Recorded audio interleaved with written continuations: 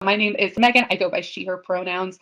I'm a white woman. I'm wearing glasses right now. I've got long brown hair and a striped shirt that is not really coming across well on the camera. It looks a little optical illusion-y. So sorry about that. But okay, let's go ahead and start getting into it. I have experienced burnout myself to the point of needing to leave the profession I moved across the country for, that I had dedicated my life to rebuild myself and get back to it. So, this is something I've experienced personally. It's very near and dear to my heart. As people who take care of people for a living, um, we are often forgotten about when it comes to taking care of ourselves. We're all pretty terrible at it by nature as helpers. So, these are some strategies that I've learned over time myself that I employ in my practice that we see statistically are really beneficial and helpful across the board, as we are often the last to take care of ourselves, and we're often forgotten about when it comes to the types of professions that get the recognition and support that they need. So, pretty much anything we can do to take care of each other and help this framework and support, I'm on board 100% for. So, thank you again for the opportunity to be here and share the things I've experienced and learned myself and strategies we can start to employ. And kind of one more like personal thing before we start getting into the slides.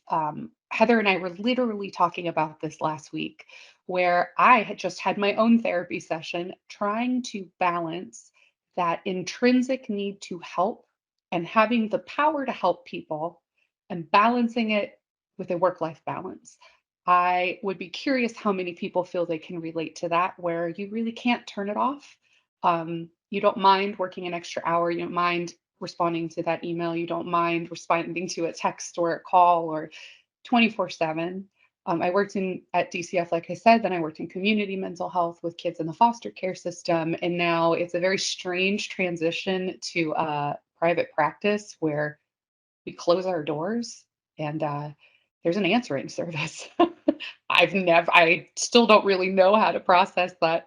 But, talking about this constant struggle of we are here to serve, it's part of our life's purpose. We don't do this work for the fame and glory. We do it because we have to. There's no other options for us, right? We are here to serve and take care of people. And it can be very difficult to manage the guilt associated with feeling like we're never doing enough, with I am a human being too that requires rest and support in my own individual life. So I was complaining to Heather last week about how um, it's an ongoing struggle. And I feel like I'm sure in the chat people are sharing that they can relate to that. We have a power to help. And we have the resources and accessibility to help a lot of people. And it can be difficult for us to remember that we deserve support and help as well. So, what we're really going to get into are some of the statistics to help you know you are not alone. This is a very shared experience among helping professions. Some of the ways in which it affects us individually, some things you might not be aware of that you've gone through yourself or you're noticing others go through.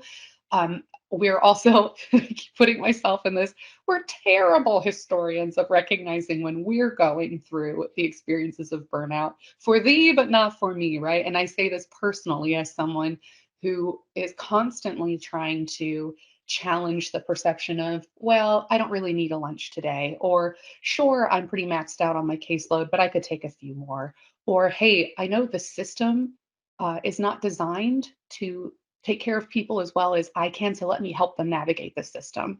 Maybe I don't need to sleep as much as I do.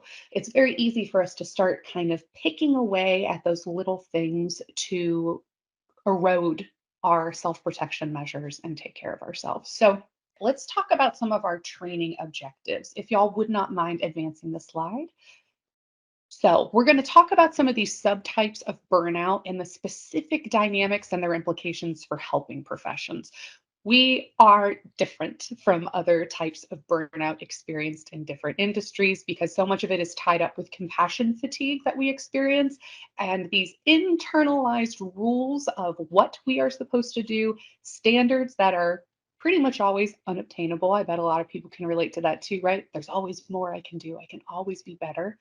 And then we want to identify some strategies to challenge these thinking patterns because they become very, very overwhelming. We're going to get into some cognitive behavioral therapy here to try and unwind those worry thoughts, those perfectionism thoughts from what we know to be true and fact, and what we know we deserve as individuals that happen to also be helping professionals. And then really want to try and build some comfort and skills for self advocacy within professional systems. I would love to hear from folks in the chat, if you don't mind, this kind of not for me, but for thee, where I, especially when I was a program director, oh, yeah, you need a mental health day? Absolutely. You need some time off? You need a rest? 100%. I will give you whatever you need to support yourself as an individual. Did I take sick time off? Absolutely not. The rules are different for me. I can manage it. It's okay. I got to keep it together while other people get the opportunity. They deserve the kindness and grace that we don't allow for ourselves. Relatable to anybody there? Again, We have another. some agreement in the chat. We've got an amen in there, and some affirmations of yes, this is all resonating. I just had to, I see Emma said, I just had to take a couple of sick days. I felt so guilty. Yes. And then you dare to take the time off and then you hate yourself for it. It's this horrible catch 22 that we find ourselves in. And it's so difficult to allow ourselves that same kindness and grace we give others. So I promise so much of this is helping us reframe our thinking so that we want to save the world, but we're not the only one responsible for saving the world, which is a very sobering thing my therapist told me. And of course, I instantly was like, obviously, you're wrong. I am the one that has to do all of this. But we've got to reframe our thinking, right? There's systems. We are individual people that deserve support and deserve to be okay when we have to take breaks and limit the things that we do. And how do we can advocate for ourselves in systems that we feel like uh, you know, will fall apart if we're not there. Okay, let's go ahead. Ooh, before we go to the next slide, actually, I would love to hear in the chat. We're going to talk about some statistics about the number of folks that experience burnout. So Gallup did a poll in 2020, and I would love to know what percent you think indicated that they experience burnout some of the time. What percent do you think said, yes, I experience burnout some part of the time? All right, I see a 78%, 100%, Emma. 40%, 75. Definitely not zero, right? All right, so we're looking at kind of like 50 up, 80%. All right, let's pop to the next slide. So it's a little bit less than we were expecting. 48% said sometimes they experience it, but 21% said they always experience burnout. And that one really broke my heart. Always feeling burned out. Because sometimes we can recover from, right? But the always, that becomes a new way of life. It's a new lifestyle. We have changed our view of the world so categorically that we now believe that this is what the world is for us. Burnout is heartbreaking. It is a terrible experience for those who have been through it. We'll get into some more of those individual symptoms in a minute, but that really broke my heart that 21% said that they always experience it. So when we look at some more of the statistics on the next slide, 63% of individuals experiencing burnout are more likely to take a sick day. 23% are more likely to visit the ER. And this is one of those things that we find, even though you are very in tune with mental health needs and we are educated in these processes and this information, we still tend to ignore the stress signs and symptoms until it becomes a physical response. For me, I push away those thoughts until I get a headache or I start having digestive stuff going on, or I have an autoimmune disorder and chronic stress will cause my joints to start swelling. I stop taking care of myself in the extra care way I need to manage that autoimmune disorder. Those are the symptoms that tell me, hey, girl, you need to chill out for a second. How many folks relate to that in some ways? That you need kind of some kind of physical response to be like, okay, I got a cold quicker. Ooh, all those thumbs up. Yeah. Oh, I got a cold, so I'm gonna have to take a sick day. We joke that if you ignore your mind, your body's gonna take you out. Your body will make you take a break if you don't give your mind one. And we see this in the statistics. We get sick easier. Ooh, yes. Vicky says, I always think I can push through and then I can't. That's part of our perfectionism response. We think, oh my gosh, I'm not doing as well as I normally do, so I need to work even harder, which is completely counterintuitive to what we should be doing. We should be listening, respecting our bodies, and taking a rest. But instead, we're making mistakes. We're feeling clumsy. We're missing things. We're making choices that aren't necessarily the best choices. And we're like, well, I need to work even harder to compensate for the mistakes I'm making. So it feels completely backwards of what we're supposed to be doing and listening to our bodies and ingraining that stop and think technique. When we look at some of these chronic stress effects on the next slide, I feel like these are going to be relatable to everyone as well. Weight change, 58% of folks that were surveyed had experienced some weight changes, whether that's gaining weight or losing weight. On average, 26 pounds were gained by the individuals that were surveyed. Alcohol use or substance use of some sort to kind of help medicate, 23% said alcohol use increased for them. And then relationship strain, 58% said there was strain or even the end of a relationship for them. I have experienced all of these hardships. I feel like based on what everyone's sharing in the chat, they have as well. We go for things that give us the quick fix because we're in survival mode. And we say, all right, I just need a glass of wine to take the edge off. Let me go ahead and have an extra brownie tonight because that sugar rush makes me feel good. I need that dopamine hit, and then I'll be okay. We're not looking at the long term. And as we get into this next part of it, talking about because our body is stuck in chronic fight or flight, thinking, I need to do this right now to get through this moment, and then I'll deal with the next moment next. All right, let's go to the next slide and talk a little bit more about how our brain processes stress. So the image we have here on the slide is just a side profile of a person's brain. It's very simplistic. We're not talking about all the components, but we're looking at primarily the frontal lobe and the amygdala. So our brain has what is called a bottom-up development. So the most essential life functions are in our brain stem. Those are, our ability to regulate body temperature, our ability for our heartbeat, breathing, all of these things that are essential to life are there. And as we continue to build through this bottom up brain development, the less essential quote unquote functions are on the outside. So emotional regulation, critical thinking skills and evaluation. Those are kind of the evolutionary add-ons that we've received as we've continued to evolve as human beings. But our amygdala is our fight or flight center. And now that has expanded to fight, flight, fawn, or freeze. And these are all the ways that we address something that activates our stress response. When our amygdala is activated, all of those evolutionary additions shut down because our body is saying, I got to figure out if I need to get out of the situation, I need to fight for it, I need to fawn and complement and assuage this relationship, or I need to freeze because I'm not sure what to do. So, our ability to regulate our emotions, our ability to critically evaluate situations falls away. And that is not due to anybody's willpower or capability. That is just brain science. When we are in these short term experiences, like we're supposed to be with acute stress responses, All right, we go into fight or flight. We have this huge surge of energy and chemicals to get us through that. And then we crash afterwards because that's what we're supposed to do. We get out of the situation, we flee, we're in a safe place, and then we crash. Our body is able to restore and get back to a sense of normalcy.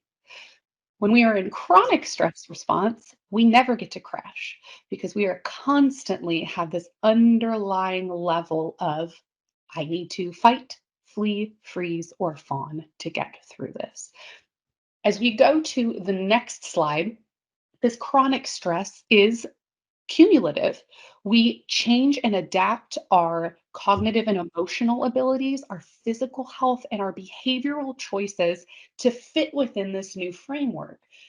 We everything we do is to adapt to the survival mode here and now because that's what everything has been reduced to. If you find that you become more forgetful, you find that you have a hard time thinking about the future, decision fatigue, oh my gosh, I at the end of a long day, I will come home, I don't care what we have for dinner. Please don't make me think of what we need to eat. I'll eat. We can have marshmallows for dinner. Let the girls pick. I cannot make another decision right now. These are some of the chronic effects of that stress response of if it's not an emergency or immediate, I really don't have the power to deal with it right now. Sean shares, I had all of the above and thought I had early onset Alzheimer's. Absolutely. That brain fog is really disorienting and scary. So, when we look at some of those cognitive and emotional reactions, difficulty concentrating, lowered frustration tolerance. Does that affect anybody? We've got memory problems, that brain fog, indecision, hopelessness is one that I hear it's not the first that people think of, but once it's stated, oh, yeah, no, that's what I'm experiencing. Either hopelessness of your ability to affect change in the system that you're working in, hopelessness of the overall well-being of the world around us. That hopelessness starts to set in and can be really disconcerting because hope is essential to the kind of work that we do, right? Like we are advocators, we are connectors to resources. So once we're feeling hopeless, it can be really hard to continue to feel connected to what we do.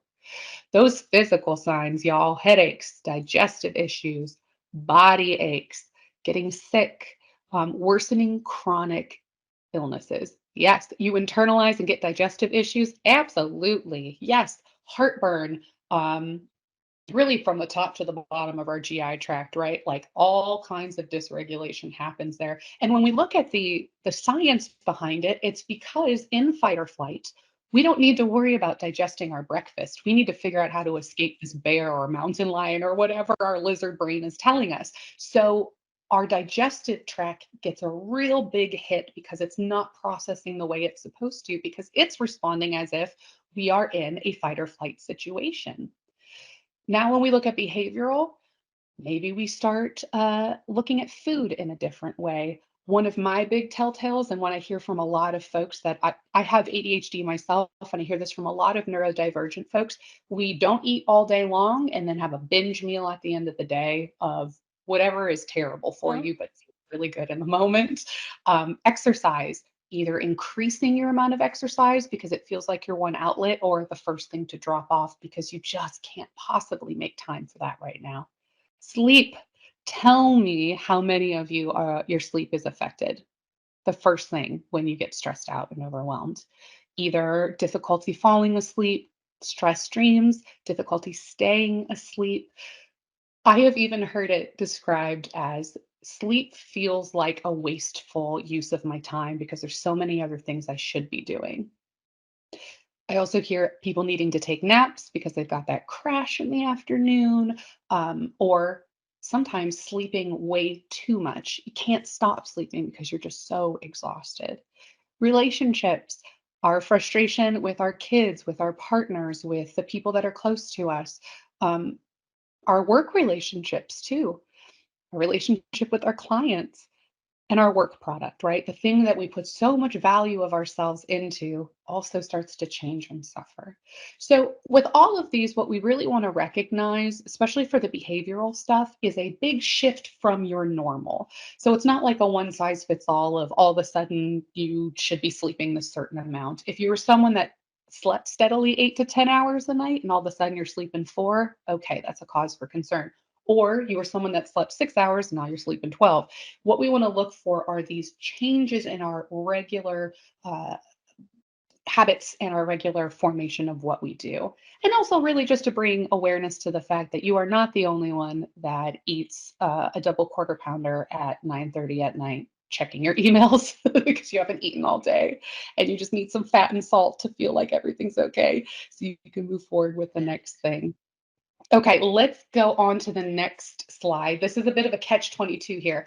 We're talking about the perceived stress scale, which is this incredible resource where we look at how stress is perceived by individual by individual. So for me, my answers might be different than yours based on how I internalize what stress is and what it looks like. So let's go ahead and go to the next slide. And everybody, just take a look at these questions. We've got 10 questions on here. And it's a scale of 0 to 4. 0 is never, 4 is all of the time. And these questions look like in the last month. Let's just kind of review our last month. How often have you been upset because of something that happened unexpectedly? How often have you felt like you were unable to control the important things in your life? How often have you felt nervous or stressed? How often have you felt confident about your ability to handle your personal problems? How often have you felt like things were going your way? How often have you found that you could not cope with all of the things that you had to do? How often have you been able to control irritations in your life? Felt like you were on top of things? Been angered because of things that happened outside of your control? Or felt difficulties were piling up so high that you could not overcome them? So these are the questions they ask for the perception of stress because Yeah. we each perceive it differently. Then I'd be curious that, again, this is just like a very anecdotal thing. You find that you experience these pretty much all the time, maybe not so much. And what has been very interesting to me is when I go to a group that is experiencing a specific crisis, right? So I do these kinds of educational trainings for local and city governments. I do them for organizations a lot. And if they're going through something new, often folks will rate their stress off the chart, right? There are threes and fours across the board of like, yes, things have felt very out of control. Now, on the flip side, when I see people that are in helping professions or first responders, everybody marks it pretty low. Yeah, no, I mean, I feel like I'm pretty well adept in this and handle it. Let me know, what are you thinking here? When we talk about our ability to manage these stressors when they are chronic, how does that adapt our perception of how stressful they actually are? Throw it in the chat. I'd love to hear your thoughts.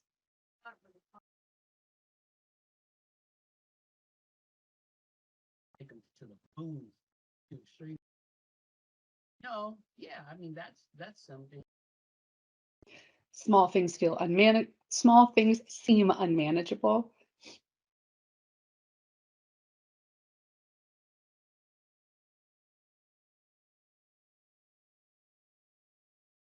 Chronic exposure to things make them become the new normal. Uh, Chef's kiss, y'all. Like that is perfection. That is it. All of the sudden, these things are no longer stressful because, yes, Emma, we are desensitized. This is my new normal. So, me being chronically stressed is now just my new baseline, my new standard. It is not stress anymore. Yes, Raj says, forgotten what relaxation is all about. Yeah, that is so far out the window that we don't even think about the fact we haven't been exercising. It's not even an option anymore. It is so laser focused on the getting through the here and now because this is just what my life is now. Forgotten on how to take breaks. I just work right through them. Yes, absolutely. All of these things that we advocate for are no longer part of our reality. We don't even see them, we don't even think about them. So let's go ahead and go to the next slide and talk a little bit more about how and why this happens. So when we've got our fight or flight response, our sympathetic nervous system is what we call kicking on the gas. So it is part of the autonomic nervous system, where we talked about our airways dilate, our heart rate increases, our stomach inhibits digestion because our nervous system is activating to say, we are ready to be in primed form to respond quickly to fight or flight, fawn or freeze. That's all our nervous system is thinking about. Our kidneys that release adrenaline, all of these other unnecessary symptoms slow down because we are in this chronic, or we are in this fight or flight response. Now, that is great. Like I said, in an acute situation, that adrenaline, we can be that mom that lifts a car off of a kid, right? Like, it is a really useful thing in short term. Now, when we go to the next slide and we talk about pumping the brakes, the parasympathetic part of our nervous system is our crash and our calm. We go back to a slower heart rate. Our stomach says, okay, we can start digesting again. Our intestines start to work. All of these systems now are like, okay, we need to rest, repair, and restore. We're no longer trying to escape the situation. We can get back to our normal. So a lot of times that looks like crashing, sleeping a lot of extra sleep, our all of our systems trying to get regulated again. You might feel a little emotionally out of sorts, but this is the rest and restorative part of the two part system of our nervous system here, right? We put on the gas, then we pump our brakes. Now, when we look at this through what is called the window of tolerance on our next slide, we have a system in place when things are typical. Our our sympathetic kicks on the gas when we need it, when we need to survive something, and then our parasympathetic takes it over to relax us and bring us back down. That window of tolerance is what's typical for us as individuals. We don't go the gas over where it's supposed to be. The brake doesn't take us too far down below. This is our regulated system based on how our body knows us and how it knows how to respond. Now, when we go to the next slide, we start looking at the chronic stress state. No longer do we have this beautiful ebb and flow of those two things working together. We have a kid just learning how to drive and is real brake happy and has an iron foot or lead foot, not iron foot. And they have that back and forth of while we're trying to figure it out. We move away from that smooth flow to a really jagged, like haggard reactions. And it puts our nervous system in a state of chaos, utter chaos. It does not know how to regulate this because there is no rhyme or reason. We do not have an ebb and flow. It is all over the place. So that discomfort and chaos becomes our norm, and that becomes more comfortable than our regular response. What does that look like? Well, do you find if you sit still and you try and relax that your body can't do it? That your mind is racing? Do you feel like you got to tap your toes, move your fingers, you got to be doing something? Guilt. The body responses are really interesting to me. For me, it feels like electricity under my skin. Like it's almost painful for me to sit still. I have to get up and move. The guilt really comes in of, look at you, you're taking time off. There's other things you could be doing. Your body is saying that you're supposed to be activated. So your brain says, okay, yeah, I should be. Rest and relaxation is a poor use of my energy and my time right now.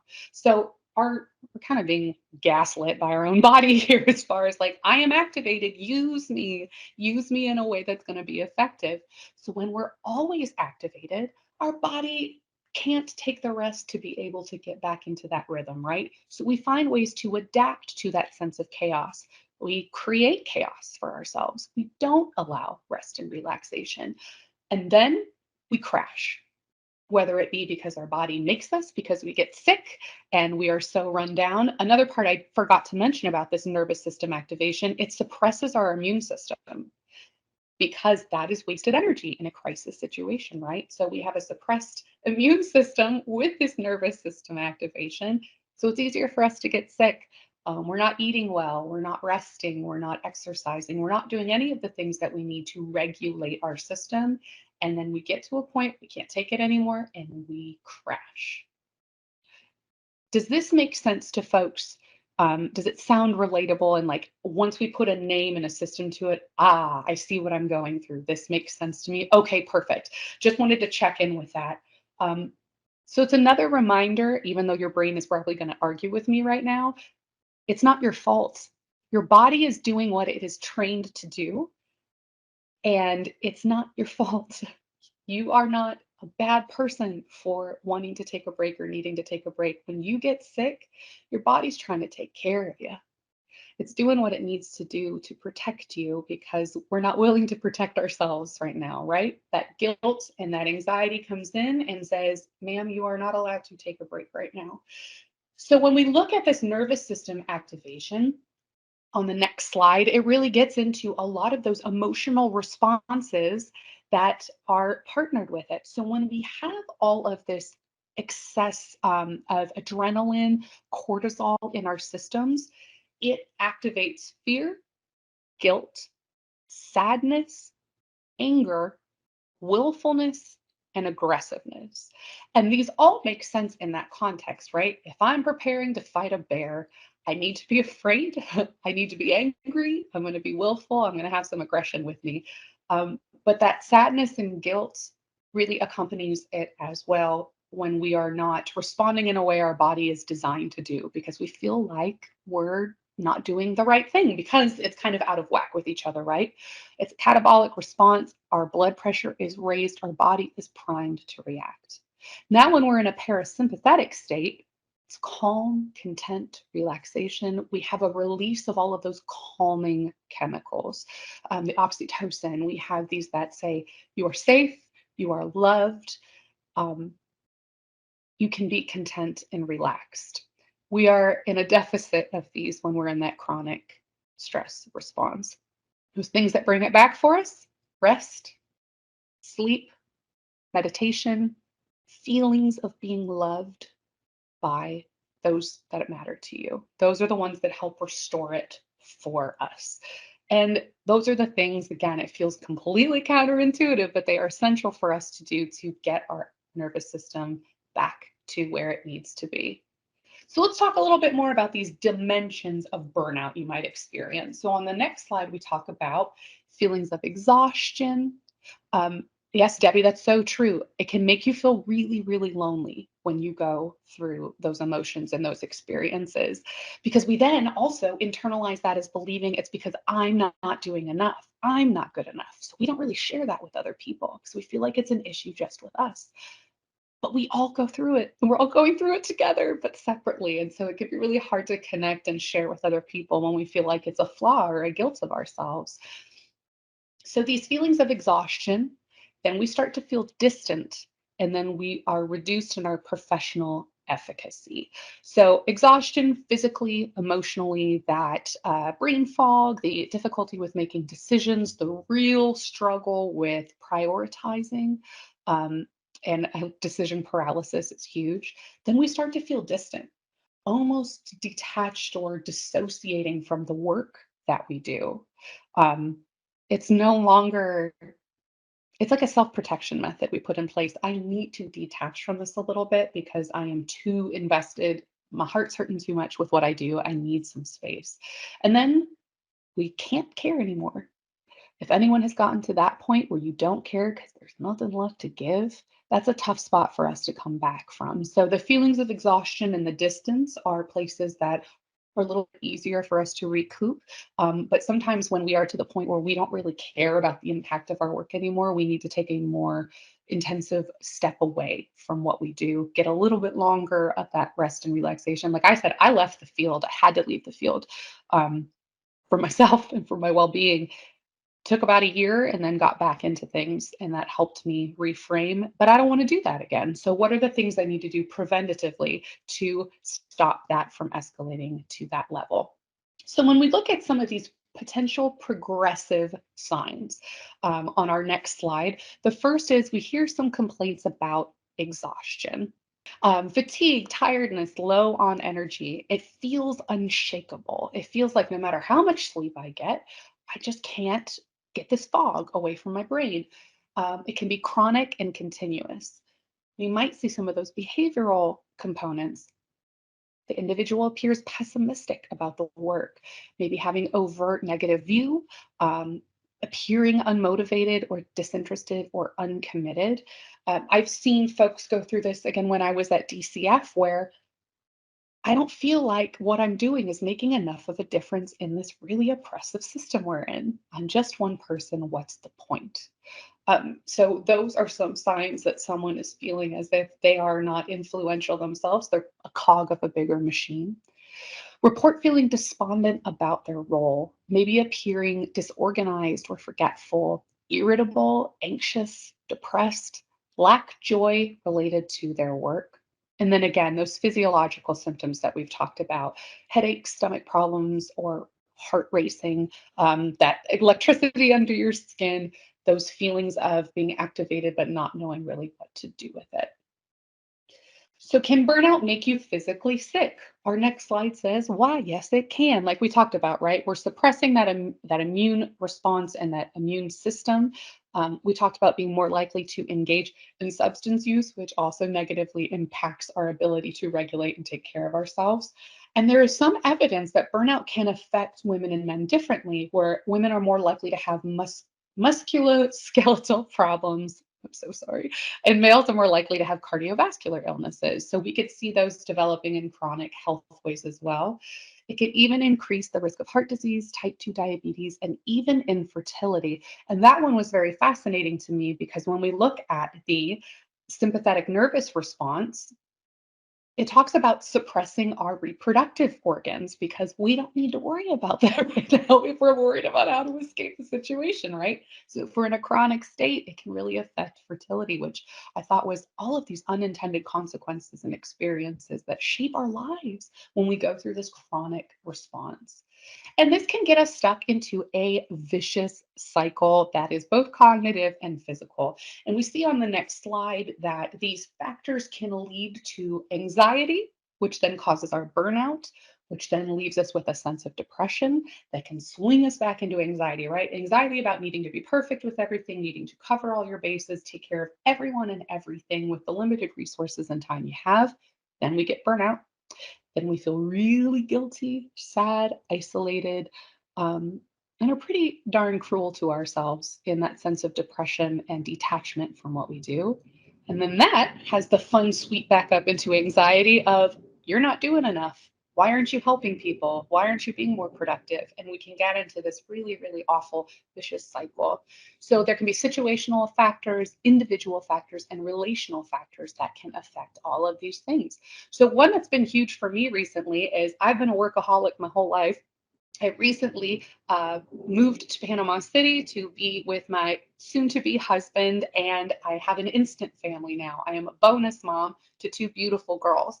So I went from taking care of me and my dog to being part of a four-person household, still trying to maintain the same lack of work-life balance that I had before. So these external factors really affect how they all can be juggled with one another. And you guys know this, right? When you have to reprioritize or restructure, all of a sudden there's not enough time in the day, there's not enough hours, you are only one person, and that can really affect from all of these different individual factors.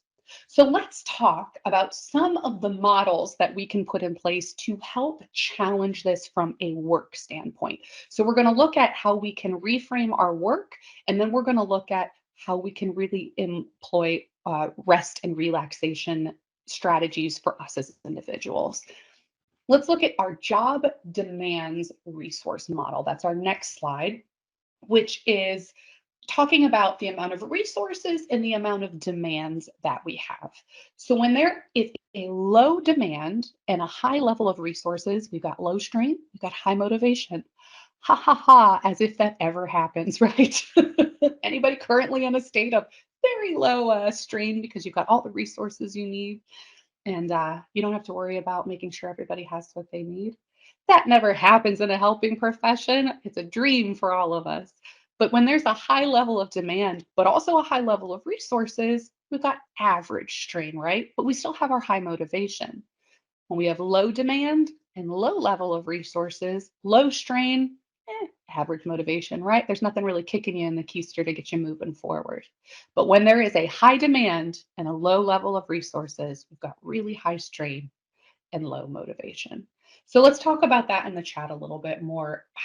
Where do you feel like you are on this chart right now? Are you low on the resources? Do you feel like external factors are really limiting your capacity to do what you need to do? And how do you deal with that? How do you address those concerns and challenge them?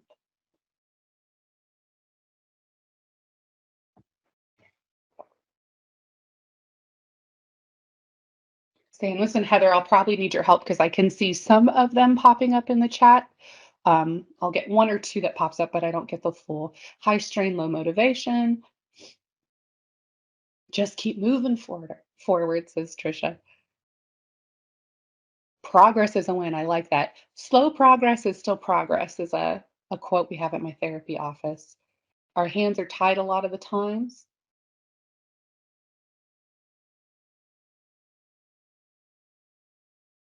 High strain, low motivation, definitely high demand. Just finish one thing, move to the next priority, and breathe. Great advice. It's one of those things where I can't believe I forgot to mention this, but when we are in that fight or flight response with that chronic stress, our brain does this kind of one of our thought distortions is concrete thinking or all or nothing thinking, where if we don't feel like we can fix everything, what's the point in even trying? And that kind of thought distortion really cycles us into that burnout state of what's the point? If I can't do it all, why do anything? And so these strategies that y'all are sharing about, okay, let's break it apart, do one piece at a time. What can I fix right now? What can I do to move to the next step? Are really, really important to challenge those thinking distortions that we experience, those unobtainable standards we set for ourselves. Difficult to finish one thing when we have so many things coming at you. That's a really great point, too, right? Massive caseloads, the amount of need that is out there, finding ways to manage it, manage expectations, manage lack of resources. That's another really tough one. High caseload sizes, turnover creates never ending issues. Yes, turnover. I remember hiring rehabilitation counselors and music therapists when I was at the hospital. And if I could get 6 months out of them, I was so happy. The standard of what we were expecting. There's always work to do. We're in a job where we can't do everything. Yeah, the workload will never go away. It's hard to experience all of this in a lead position as well. Yeah, because you're trying to provide mentoring and leadership and direction and strategic planning while you're doing what you do. It's really difficult. Okay. So, what are some of the things that we can do when we find ourselves falling into one of these quadrants that we're not super jazzed to be a part of? Well, we have what is called the job crafting model, which was very fascinating to me. On our next slide, there we go. There was a study by, I want to say Becker or Baker, I'm not pronouncing it right, but it was this really cool study that when they used the job crafting model, they found that proactive personalities were positive related to job performance through work engagement and job crafting. So proactive personalities are the people that just like to get stuff done, that they see the problem, they want to fix it, they want to address. So this is where we want to capitalize on the motivation that we still have. This is pre-burnout here. There's more engagement at work by facilitating alignment between resources, demands, personal needs, and individuals' own capabilities. So, employees who could increase their structural resources, social resources, and specific aspects of their job demands had higher performance ratings according to their coworkers. So, blah, blah, blah, right? When we look at all of that, our in role performance is affected by having that proactive thought, but then also being allowed to align that with the way you craft your job. And we will get into this more specifically on the next slide with task crafting. Okay, we know what the dynamics of our job are, what we're expected to do most of the time, right? We have a general understanding of all of that. And we only have so much control and ownership over that. But Can we change the way that we have or we organize the tasks that are required of us?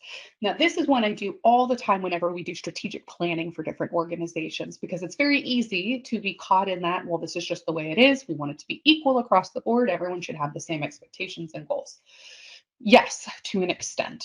Are there certain parts of your job that you really love and parts that you really don't love? And is there another person out there that loves to do that stuff? Now, my dear friend Amy Topol, who I do a lot of these trainings with, is very funny to me because she will always give this example. She was working in a congressional office and they had to stuff and stamp envelopes. And this woman will not do anything monotonous. Like it's she'd rather die. She hates it.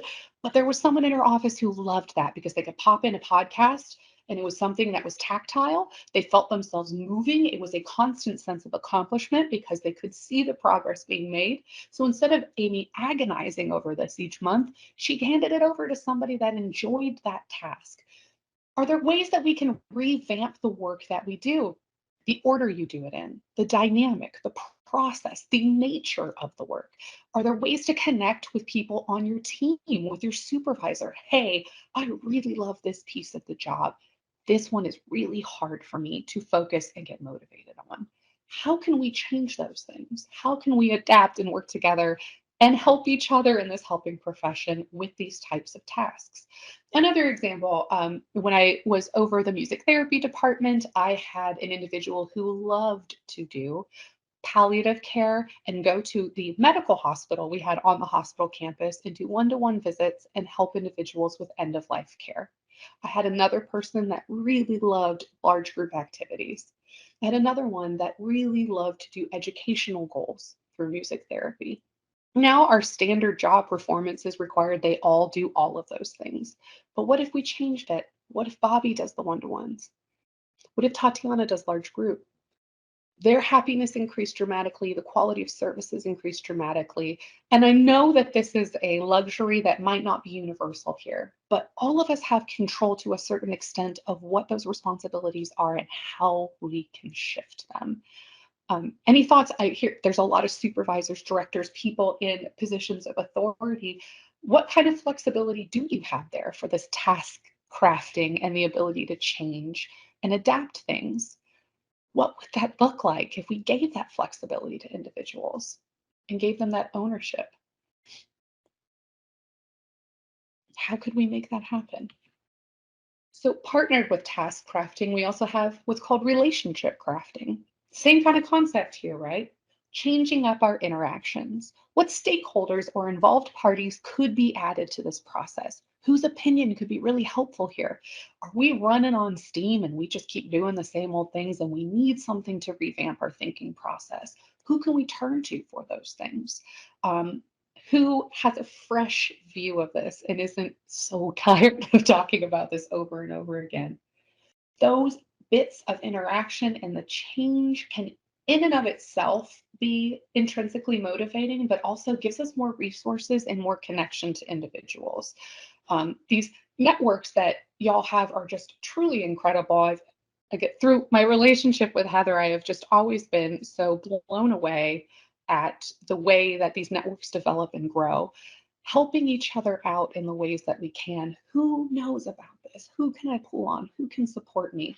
Who can I support to move forward with these things? The last component of it is called cognitive crafting. And this is, I would say, arguably, it's supposed to be the easiest, but really it's the hardest, right? Changing our mindset. So easily said, so difficultly done. Is our mindset coloring our view of the value of the task and thus our enjoyment of it? We can get into this. Oh my gosh, I could talk about this all day with y'all if you'd let me. But when we have that external view, we've already imparted our belief on this situation. We've already decided what it's going to be like, how difficult it's going to be, how much I'm going to hate doing it, how difficult it is to call this one client who's really difficult to talk to. We've already decided. If we allow ourselves the space and the cognitive capacity to challenge our view of that in some way, what can we do? And I'd love to hear it in the chat, y'all. What do you do when you know you're dreading something? How do you reframe your thinking? What do you do to get around that, to allow yourself the opportunity to see it with new light. Whether it be, again, a task or a relationship or asking for something. Ooh, Emma says she does it first. Me too. Oh my gosh. I'm like, I reward myself with the fun task out of it afterwards. All right, I'll make these phone calls and then I get to do what I want. I'm a big fan of that. Get it over with. It's never as bad as you think. Thank you, Kathy. Yes, to challenge those anxious thoughts, right? It's never as bad as we thought. Avoidance, denial, ignore it. Heather, I'm going to send you some resources on what's called urge surfing, which you really brought that up for me, where we anticipate something being so much worse than it really is because avoidance is our natural tendency. We don't want to do something uncomfortable. But urge surfing is sitting with the discomfort, allowing it to exist, and then it kind of goes away on its own. It never lasts as long as we think it's going to be. It's never as intense as we think it's going to be. And mindfulness and meditation help that a lot. Eat your vegetables first is what I grew up learning. I love that. One I always heard was, how do you eat an elephant? One bite at a time. Yeah, all these little phrases and things that help us, yeah, do what you got to do to get to what you love.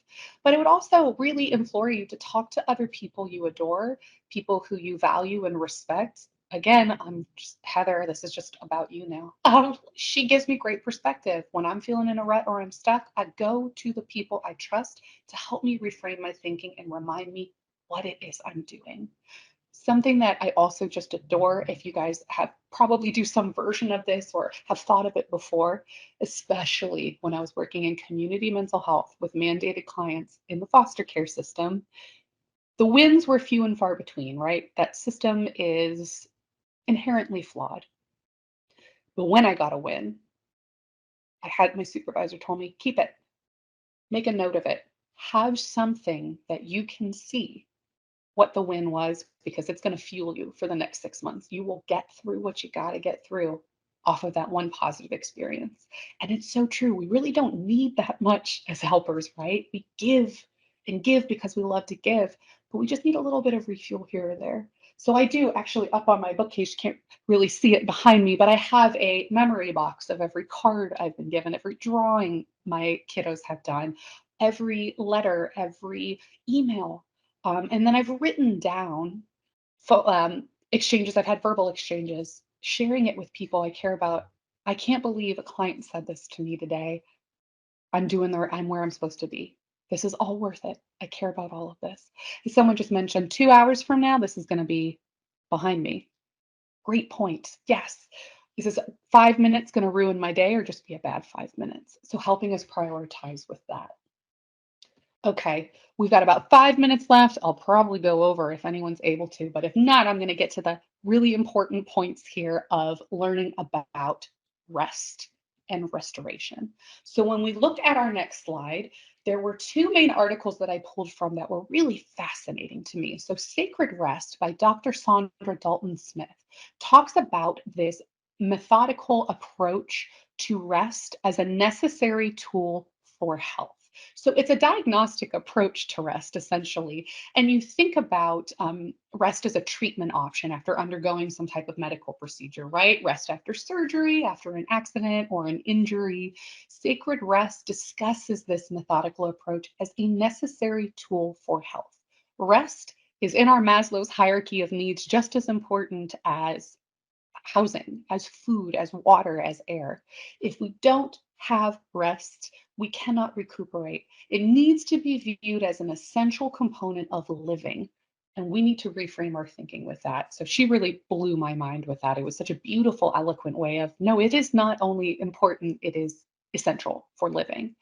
Then we have Rest and Comfort, which was done by Global Qualitative Nursing Research. So rest and comfort are similar, but not completely the same in impact. So the idea is that they're two entities, but they're related but not synonymous. So what represents rest but not comfort, and vice versa. So comfort can be, what's that Taylor Swift song? Karma is a cat purring on my lap because it loves me. Comfort. They're creature comforts that we have, things that give you that great warm feeling. And then we have restorative rest.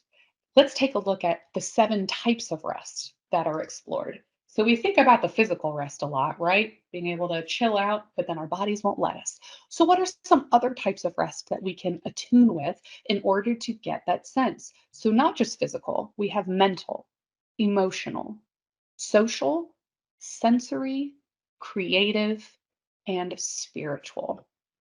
When we talk about all of these different types of rest, what does mental rest look like to you? For me, mental, emotional, and sensory are all pretty strongly intertwined. After long, um, long day, especially a long day of trauma therapy, when I come home, I want to sit in a dark room. I don't want anybody to talk to me. I tell all of them, I come home, tell my family, I love you. I can't wait to see you in an hour. I got to sit in a quiet room and do nothing. But that is a momentary thing for me. Then there's the social needs and the creative needs. Um, those are things that are ongoing. And we also kind of give those up like we do the physical care things that we do. We stop being creative when we're tired. We don't go out and see our friends because that feels exhausting in and of itself, right? Oh, it's another interaction I have to do. Sean says, feel terrible when I don't have time to be creative. Same here. It's this, and then you get another thing to get down on yourself about, right? So these are all of these different components. And Heather, I will make sure to send all of these resources for folks that have to hop off. Thank you so much for your time and being here. It really means a lot. I will send all of these resources in different ways that we can expound upon them individually. There are a couple of quick tips that we can use to help us with reducing that overall sense of all of these things. One of them is body fluidity, moving your body. Every time I dismiss it because I just want to lay in a cold, dark room and not do anything and not move my body. But body fluidity is essential for releasing the fascia, which, when we are tense physically from a stress response, all of our body tightens up. So, when we get into these tense chronic stress responses, as we talked about before, you often experience muscle aches. I know I tend to get them. It's like from here down into my shoulders. And part of that is because when we sleep, we're still stressed out. Our muscles are bunched. There was a meme that made me laugh that said, I went to unclench my jaw and realized I haven't done that in 15 years. Like when we get into these tense body positions, we just kind of hold them and we don't realize we're doing it. So, body fluidity is simple as doing little stretches here or there. When you find yourself tensing up, let's lower those shoulders. Let's massage our jaw for a second, stretching when you wake up in the morning, or integrating more of that body fluidity throughout the course of your day with little stretches here or there to remind your body and to reframe it. These are some of the ways we can trick our brain into realizing that we are allowed to be relaxed. It affects the fascia, which is really kind of the underpinning of all of our muscles and tendons and how they're connected to help stretch and allow it space to relax as well. So, some of the ways that we can trick our body into tricking our mind into relaxing and getting into a more deactivated state. Another one that's really important and helpful is getting rid of some of these low yield activities. So, on the next slide, we look at low yield activities, which are all of these kind of pings and announcements that take our energy, take our focus, and they really don't give us a whole lot. So, a really great example of this are all of the notifications we have on our phone that aren't really important. Do you have notifications from Pizza Hut or from your LinkedIn profile or things that are not immediate, things that you don't need to see these notifications right away? If we can limit those, that helps clear out some of the cobwebs and allows us to think and focus. But also, every buzz we get, every type of disruption to what we're doing resets our thinking. And also, those responses create a nervous system reaction in us. Every time we get a jolt that says, oop, here's another responsibility, here's another task, here's something else. And then our brain is drawn towards responding to that. And it breaks the focus and it breaks our relaxation because we need time that is uninterrupted. Are these expectations that are held about you or that you hold of yourself? Do you really need to be available 24/7? Is that really what your job description entails? Can you leave that email to the next morning? Is responding to it tonight making you feel like you're being productive, or is it actually solving the problem? If the person you're responding to doesn't see it till tomorrow morning, are you really fixing a problem tonight? So finding ways to reframe our thinking away from the immediacy and the need to constantly be available towards creating safe spaces for ourselves. I did this accidentally because I put my phone on do not disturb when I am in sessions, therapy sessions, and sometimes I forget to turn it off. So I will drive all the way home and I don't get any messages. I don't get any emails. I don't get pings. I don't get anything. Go home, spend a little bit of time with my family. Oh my gosh, my do not disturb is on. Oh, but that was so nice because most of those things are not important. They're not essential and they're not immediate. So it helps us kind of pick apart the things that need to be done and the things that we just think we need to do. Now, when we go to the next slide, we start getting a little bit more into these 7 areas of rest that we've talked about, and we start with emotional rest. Identifying draining relationships. These are really important things that when you reflect on it, you know who I'm talking about here. People that don't fill your cup, they just kind of pull from you. What are these relationships? Personal, work. Can we find ways to box them in into specific times of interaction? Can we eliminate the need for as much interaction in some of these endeavors? One that I talk about with clients all the time is, well, I have to go spend time with this friend because we have a long history together. Is this person currently being a good friend to you? Have they been a good friend? Why do you have to do that? Do you have to go to that dinner invite? Do you have to do these things, or are we deciding that we do? So finding ways to challenge our thinking on what our expectations, again, internally held expectations of ourselves are, because that's what a good person does, or that's what I'm supposed to look like. We also want to try and risk vulnerability.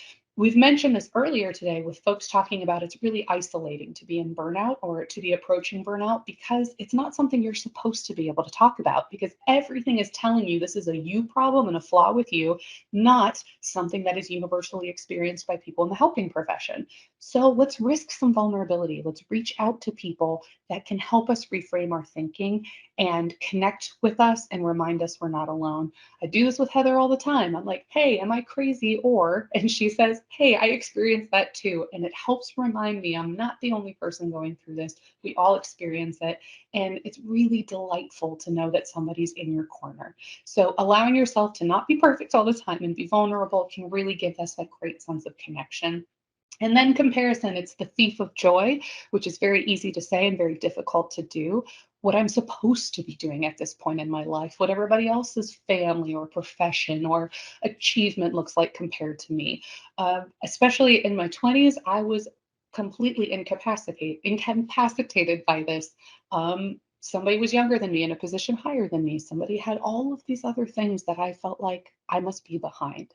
We want to stop that comparison, reflect on what we can do, what our progress is, what like the way that we contribute to the world around us, and recognize that I'm enough and that's enough. I cannot be everything to everyone. There are limits to being a human being and allowing ourselves the space to experience that.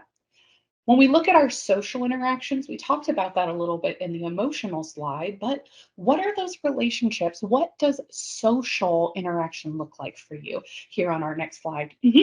So we have the social expectations we think we're supposed to do versus the ones that really recharge your battery.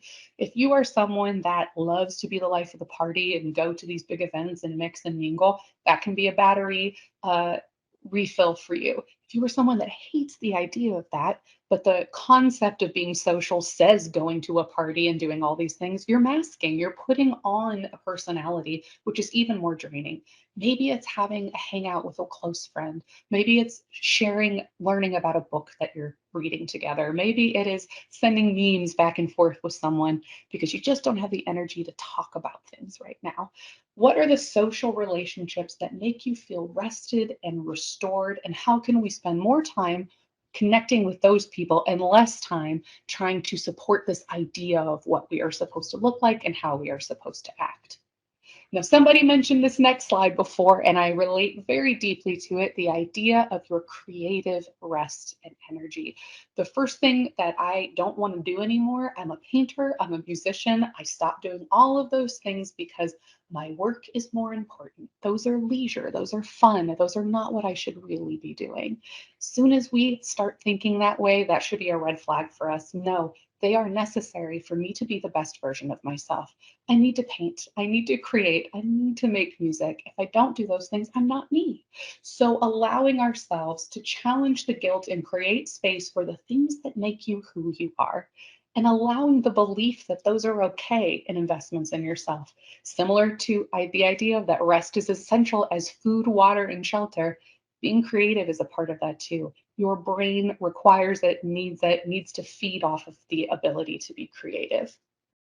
Next slide, we have spiritual. Now that looks very different for different people, but at the core of spiritual rest is that feeling of having to really need to be seen, feeling that we belong, we're accepted, and that our life has meaning. So that's got several components to it, right? We want to be seen, we want to know we belong, that we are accepted somewhere, and that our life has meaning and purpose. So, whatever spiritual avenue you utilize to feel that sense of community, connection, um, belief in your greater purpose, that can look so different for so many people. But we want to make sure that we continually reinforce that belief, like we talked about, the bigger picture here. Why do we do what we do? Because it fits within my belief system of who I'm supposed to be, what makes me a good person, what makes me a valuable member of society, and allowing that to give us guidance and support instead of getting torn down by all of the system limitations that we have and all of the no's and all of the things that can go wrong.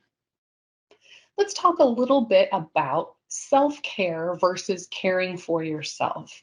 Self-care often gets kind of dismissed as this frivolous thing, right? Where we take a little bit of time to spend on ourselves. We often hear it as like, oh, okay, well, I'm going to go take a bubble bath, or I'm going to, do a face mask, or these things that feel superficial, I guess is a better way to describe it. But the idea is we allow ourselves moments in time that are just for us.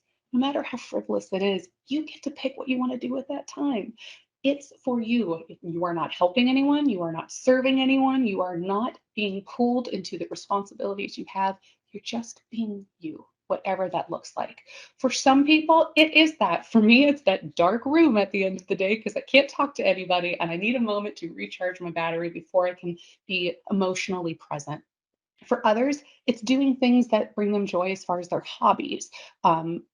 James, my fiance, he loves pickleball. Oh my gosh, this is everything to him because it fulfills his hobby, his social connection, his time out and about, and exercise. He talks about it all the time. It fulfills all of these things for him. People that restore his battery, meaningful social interaction, he's moving his body and he's doing something that gives him a sense of joy and accomplishment. So, what does that look like for you? Self care can be a walk in the woods, it can be watching a documentary you're really interested in, it can be a myriad of things, trying something new, spending time with those you love uninterrupted. It can be anything you want it to be, as long as it feels restorative and it doesn't feel like something you're doing because you have to for somebody else's needs. That's what we really want to get down to. So those are the more peripheral things for self-care, right? Taking a few minutes here or there to do these things in our day, our week, or our month. But then caring for yourself is a much more ingrained way of life. This is much more related to investing in yourself, your future, and your well-being. So on the next slide, we talk a little bit about what does that investment look like? Radical self-acceptance. At the end of the day, I did the best I could with the information I had. Tomorrow's a new day, and I'm going to try again. I helped as much as I could. I did everything that I believed I could do, and I'm okay with that. We want to treat ourselves with the same kindness we offer others. Again, hypocrite here, right? Like we are allowed the same space, kindness, and grace that everybody else is allowed in our way of thinking. A good way to reframe some of these thoughts about ourselves too is, would you say that to somebody else? Would you tell your best friend that? Would you tell your kid that? Would you say that to someone you care about the way you say it to yourself? If somebody you love is experiencing a similar problem, what advice would you give them? probably different than what we tell ourselves, right? We want to turn that in on ourselves. Caring for yourself is seeing you as a loved one and deserving the same space and to occupy the world in the same way we allow others. So, how can we invest in ourselves long term? What can we do to show that investment? Whether it is lifestyle adaptations of, yeah, okay, finding ways to exercise or finding ways to eat healthier, more balanced, more appropriately throughout the course of the day because food is nourishment and my body deserves that. Whether it's finding ways to take those breaks, to put your phone on do not disturb, to actively distance yourself from the role that you have assigned yourself as a caretaker, a helper, and a supporter. But you're also you, and you deserve that space too. We also can find ways to challenge ourselves with this caring for yourself lifestyle change. And on the next slide, we talk a little bit about that. What practices and habits can we change? When you find yourself saying, ugh, I'm just too tired to do this right now, can you force yourself to do it for 5, 10, 15 minutes? Every single time I tell myself I don't have the energy to sit at the piano and play some music, I force myself to do it. I always feel better every time without fail. So we got to challenge those negative thought spirals and those self-defeating uh, mental structures we've put in place. I just can't. I don't have time. It's not important enough. No, let's challenge it. What happens when we do? And record how you feel about it. How does it changing for you? Do you notice your mood is lighter after you do those things that you know will make you feel better, but you're resistant to? Then we also want to seek some feedback from the people we love and we trust who we know will put us on the right path. And we also want to externalize, like I said with the last slide, is this what you would tell your best friend or your mom or your partner, your child, your coworker? Is this the advice you would give them the way you're speaking to yourself right now? No, we're going to treat us because we are also a best friend. We are also very important to other people in our lives and we deserve that treatment. So let's externalize it and let's give ourselves that kind of viewpoint of, okay, no, you worked really hard today. You deserve to have this 15 minutes to do with what you want. Other things we can do, financial planning. That's a great one too. If we're stuck in fight or flight, we're thinking about the immediate. We're not thinking long term. If anybody else is an impulsive purchaser because it gives you a small dopamine hit, I completely understand. What are your plans for your future in your life past this day and this moment in time? Therapy. Now I am biased very clearly as someone who is in therapy but also provides therapy. Hey, it's an indulgence in some ways because it is an uninterrupted hour to focus on yourself and improving yourself, whether it be quality of life, specific things you want to work through, but it is uninterrupted time that is just about you. And that also feels weird when we allow ourselves to be cared for, but I am obviously a big proponent of it. Social connection, wellness visits, exercise, scheduling your time, eating well, leisure, self acceptance. These are all things that we can try and challenge ourselves to be a little kinder and give ourselves a little bit more time and focus on. Now, filling your cup. This is one of my all time favorite stories. You may have heard versions of this before, but what really resonated to me was when about 10 years ago, I went to a trauma seminar and there was a woman who's the keynote speaker and she was a social worker. She tells you this incredible story of the woman who is the most incredible social worker you've ever heard of. Her entire life was dedicated to these kids she worked with, to improving the system, to taking care of everyone. She was there for everybody. She was on the Mount Rushmore of social work perfection, right? And she dedicated her whole life to it. She worked there some like 30 years. Um, and she worked herself to death. She kept getting sick. She didn't take care of herself and kept pushing through, and she passed away. Within 2 weeks, her desk was cleared. A new social worker was hired. It's like she was never there, except for the memories of the people that knew her. I remember crying hearing that because I was very much in my workaholic phase of I myself will save the world and I will change everything by myself. And it was this at the end of the day, the systems of care and systems of need will always exist. They will exist. They existed before us, they'll exist or exist long after us. They will not stop. You are the only you. I am the only me. We can give what we have, but there are people in our lives that care about us, that want us there too. and we deserve to have that space to be ourselves as well. So we want to find ways to balance what we give with what we receive and what we deserve as people. When your cup is full, it is the best version of you. This is when you are pouring back into yourself, that self-investment, whether you are planning for the future in retirement, you are taking that time to play pickleball or to paint or to snuggle with your cat, doing those things to take care of yourself. When we start to give a little bit more than we pour back into the cup, there's some warning signs there of when we need to refill. Maybe you're getting snappy with people. Maybe your sleep is starting to get disrupted. Maybe you start feeling those aches and pains. Maybe you're noticing that you're feeling a little detached from your work.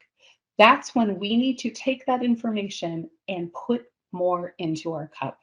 The counterintuitive feeling of investing more in yourself because your savings account is getting low. You need that emergency fund to function. So we got to put more energy back into ourselves. We need to take that time off work. We need to let our partners know. We need to have them kind of take more of the responsibilities at home. We need to allow ourselves the space to care for ourselves, to reach out for help, to let people know our limitations.